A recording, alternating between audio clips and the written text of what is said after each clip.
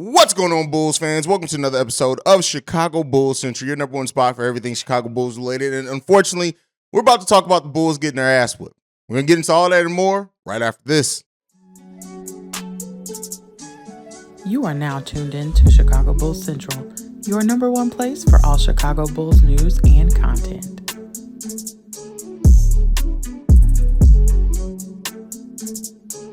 All right, Bulls fans. So this game against the Denver Nuggets was just embarrassing. Probably the exact opposite of everything we needed to see from the Chicago Bulls. The defensive intensity was in the garbage and trash. Michael Porter Jr. got off for 31 points. That was the player that I said that the Bulls needed to key in on to make sure he did not have a big game. Also, Jamal Murray, another one that I said, Alex Caruso, Ayo Dosunmu needed to do a good job on defensively. Chips in another 23 points. Nikola Jokic in this game only has 8 points, 14 assists, 6 rebounds, 3 steals.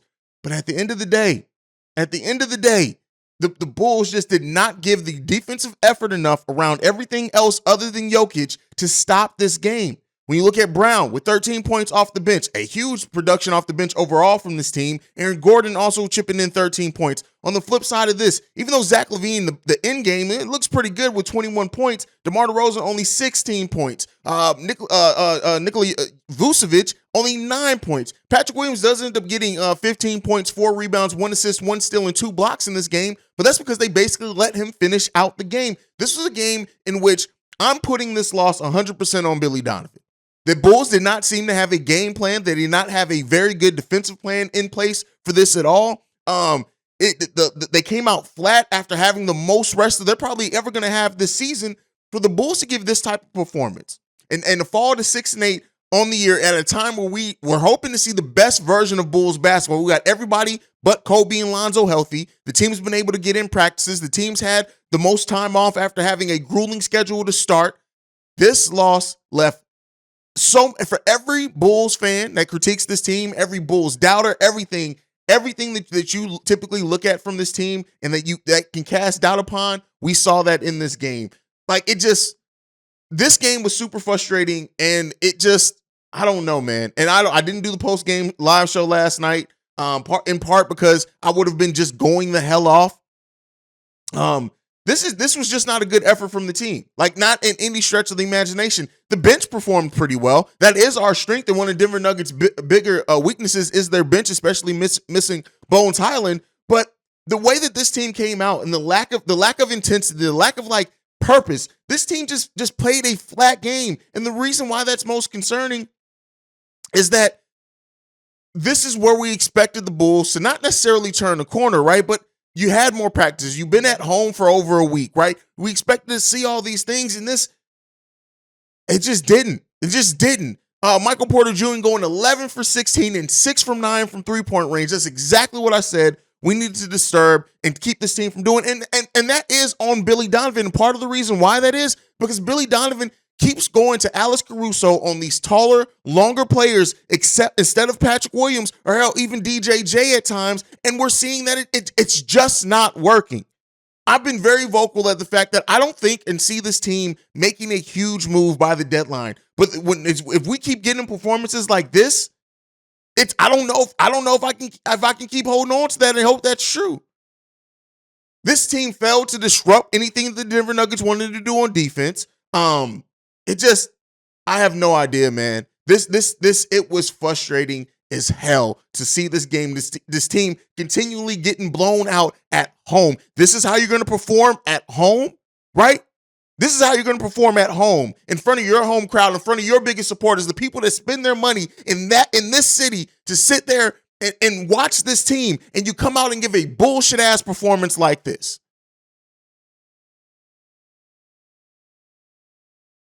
And to their credit, the Bulls team did a better job keeping Jokic from being a huge impact scorer for this team. But then, after this game, like Zach LaVine saying, it just felt like we were playing hard, they were playing harder than us, and that can't happen. No shit! Billy Donovan calling this team out in his post-game presser. This team is on the brink of complete and utter self-destruction, and I don't give a damn that we're only 14 games into the season. This team looks like shit. The defensive intensity has all but gone away outside of some possessions. It seems like they kick it in. it just, I'm looking at this team and I'm wondering, like, and it's not even the Javonte Green, like, only playing 8 minutes, only, I think, 3 minutes of meaningful time did Javonte Green play in this game. What the fuck is Billy Donovan doing with the rotations? And this is a game in which I would rather see Javonte Green or Michael Porter Jr. than Alex Caruso. And that's not to say that Alex Caruso wasn't trying. It wasn't like a game where Alex Caruso fell asleep defensively. He just did not have the length and size to guard Michael Porter Jr. He just didn't.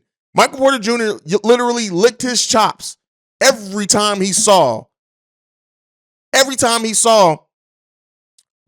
Caruso come into him. That's not going to cut it. It's not. A game in which we could have used Dalen Terry a little bit more. He does end up getting in this game. But still, Dalen Terry pulling double duty, playing for the Windy City Bulls and the Chicago Bulls in the same night. By the way, G League update, Dalen Terry, 14 points, 10 rebounds, and 4 assists in 33 minutes yesterday as well for the Windy City Bulls. Then comes in and plays against the Nuggets and puts up 5 points, 2 assists, and hit a big three-pointer. This is just, I have no idea what the hell is going on with this team. Jokic had 12 assists in the first half and only 3 field goal attempts. You know why?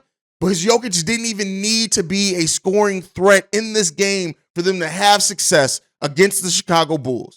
At the end of the day, this Chicago Bulls team got their skirt pulled up at home, did not win a single quarter in this game, right? You couldn't even find a victory in the quarter. The closest quarter that they had in this game was the fourth quarter where they only got outscored by 2 points.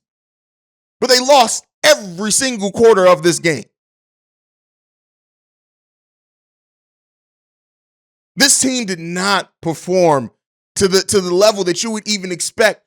That you would expect a team with this type of talent on it, right? And I don't want to hear just wait till Lonzo gets back. Again, these aren't problems that Lonzo Ball is going to fix. He's going to help, but he's not going to fix these.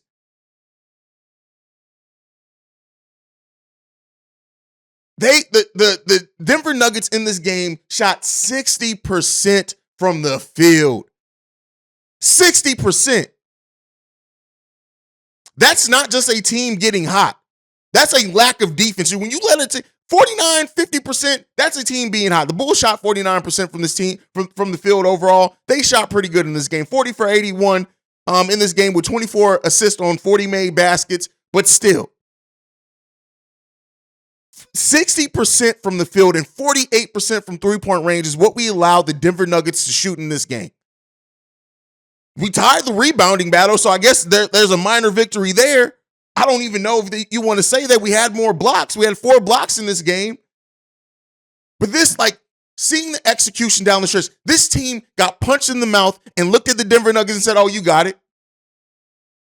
Bad first quarters again, allowing them to get on a big run, going unanswered, ends up being outscored by 12 in the first quarter. This game was ugly. It started ugly and it got uglier as you went, and it seemed like the Chicago Bulls just completely tucked their goddamn tails and ran with it. They allowed the Denver Nuggets to come into their building, pull their skirts up, look in their face and smile, and say bye-bye. And this is a team that has to figure that shit out. They have to figure it out. This is a team that needs to look at themselves and ask them, what kind of team do they really think that they can be this season? Listen, I've been very against a lot of the Bulls fans that say major trade, move this, move DeMar, move Vooch. But I tell you what, this slide keeps happening. This is not going to be pretty for the Chicago Bulls team. It's not going to be pretty for the city. It's not going to be pretty for any of this shit. What the hell is this team doing? What is the coaching staff doing, right? This was not a well-coached game by Billy Donovan at all. Let's be clear here. But it wasn't a good execution by the players on any scheme that they did have. The scheme clearly wasn't working, but then I got to also question, how did the Bulls just, no effort, no energy in this game. This was the game where we needed to see that energy. This is the game where we needed to see that effort. Even if it wasn't always defensively, offensively, they didn't execute well out there. The game plan just seemed, I don't know if they, after that big lead that they got out to, if the Bulls just completely faltered at that point.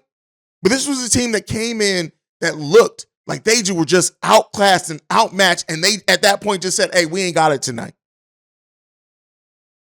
And you had to watch the game to see, the box score pretty much says the same thing as well. But if you watch this game, if you saw the body language of this team, some officiating, some bad calls that took them, seems like, mentally out of it at some points as well. But the thing that this team did, it's just, man, this did not feel good. This was not a team that I'm proud to call my team with this type of performance that they gave last night.